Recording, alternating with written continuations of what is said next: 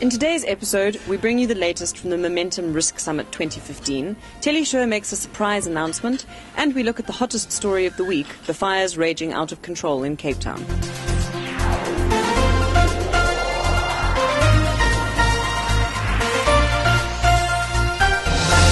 I'm Sarah Bassett, and this is RISKSA TV News, coming to you from Sun City at the Momentum Risk Summit 2015.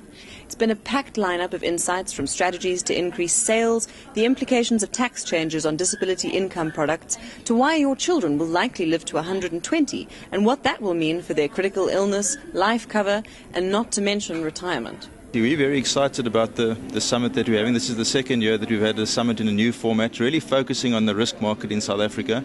At MMI and at Momentum, we're on a drive to really put clients at the center of everything we do. So, client centricity has become a buzzword in the industry, but we're really serious about doing that. And the purpose of the business, MMI, and again of Momentum, is all around financial wellness. There was some surprising news from Telesure this week with the announcement that long-standing CEO Leon Vermaak has stepped down after spending over a decade at the helm. Dominic Ace has the details. The insurance industry was taken aback this week with the sudden announcement that Telesure CEO Leon Vermaak's relationship with the company had come to an end. Vermaak joined Telesure in 2003. In an official statement, CEO of parent company BHL Holdings, Stephen Klinkert, stated Vermaak's contract was due to expire in June 2016. However, following discussions between myself and other board members, and in light of a number of key appointments that will be made in the upcoming months, we decided to bring the end of the contract forward.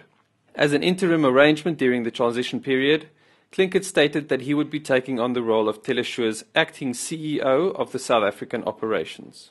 Residents of Cape Town's South Peninsula and beyond were taken by surprise on Sunday when strong winds fueled the spread of multiple fires, starting from Muizenberg, Hout Bay and Noordhoek. As the fires raged out of control all week, thousands of hectares burnt and hundreds of residents were evacuated. With major residential losses and commercial property losses, the insurance impacts and economic costs to the city will be significant.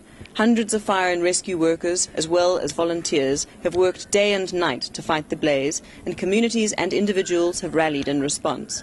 In one such example, ride-hailing service Uber launched an innovative addition to their service. Anton Pretorius has more. Several houses and large parts of Table Mountain Nature Reserve have been destroyed so far by the massive blaze that has gripped parts of Cape Town's southern suburbs since Sunday. The situation was worsened when Cape Town recorded its hottest day in the last 100 years. Good news, however, is that millions of rands have been raised in fire relief funds. Uber Assist, a temporary addition to the company's services, allowed passengers to request a vehicle that also collected donations like water, energy drinks, and tins of non-perishable foods for the firefighters on call.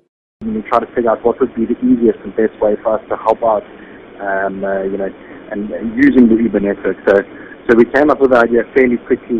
We launched it. It's been very, very effective over the last few days, and I think it's a great proof of concept of a great way that we can help out in times of need. While the City of Cape Town's Disaster Risk Management Centre has confirmed that the fire has been contained, the inferno is still far from over, and thousands of residents remain on standby for orders to evacuate. Anton Pretorius, RISKSA TV News, Cape Town. Our thoughts go out to everyone involved or affected.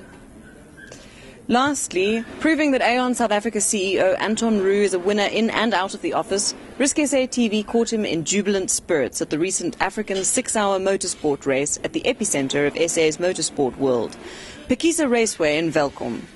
Anton is one of the team leaders of Africa's first ever attempt to win the fabled Le Mans 24 race in 2016.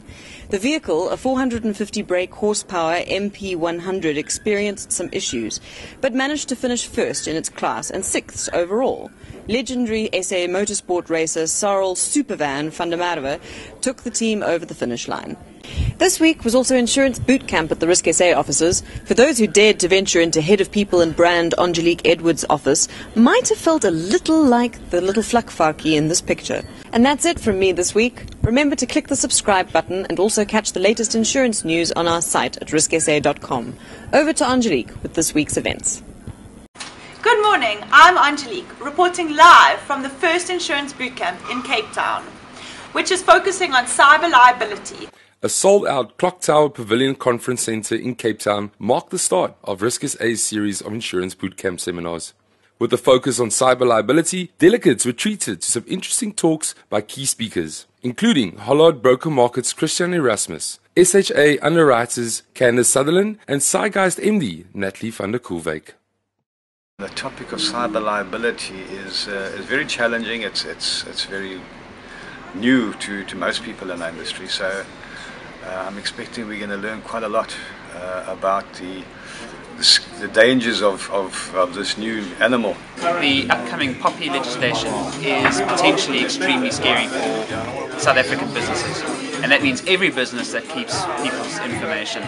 And so insurance is going to be a very important risk management tool for companies, and we really look forward to being able to offer that service to our clients and to any new clients that come along. There's a lot of brokers that's not currently in this market and don't actually realize what the threat is out there, and I think it's very much a threat for the time that we are living in, and I reckon that we should actually, as brokers, all look towards presenting these products to their clients. No, I mean it's an awesome opportunity to give the cyber insurance market a little bit of exposure. You know, it's a very new line of business, and I think a lot of people are scared of selling it, or so this hopefully has shed a lot of light on what it involves and taking the scary away.